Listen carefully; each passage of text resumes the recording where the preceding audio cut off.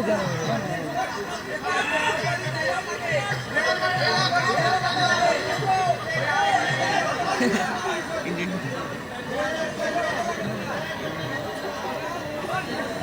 আসলে তাতে গৈ অনুষ্ঠানটো কৰিবগৈ লাগিছিল হয়নে ইমানবোৰ কথা বতৰা আমি পাতি আছো থেংক ইউ আপোনালোকক দেই থেংক ইউ বেহাৰবাৰীটো মই ডাইলগ দিয়ে আছো আও হৰি আৰামটো বেহাৰবাৰী ডাইলগ বোলে তুলসীৰ তলে মৃগ পহু চৰে এনেকে ক'লে নহ'ব যিটো মুচনত আছিল সেই মুচনত ক'ব লাগিব খোজ কাট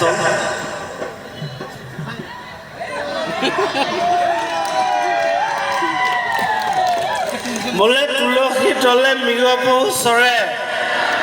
ঘৈণী নথকা ঘৰত দিনতে চলে বোলে শুনিও সৰ্বজন মুহুৰা বচন এটা হাত দুটা মানুহ জেগাতে খতম থেংক ইউ ফুলে নেজানে ৰাতিপুৱা সি মন্দিৰলৈ যাব নে শ্মশানলৈ যাব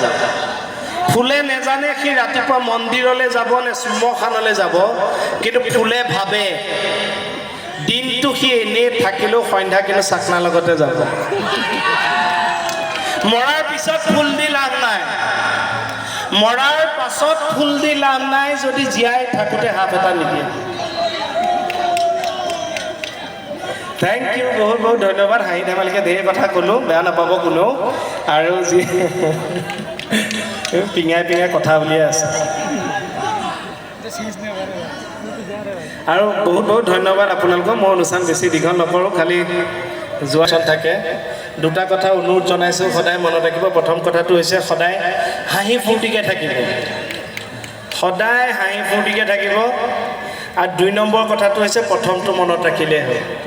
thank you love you all thank U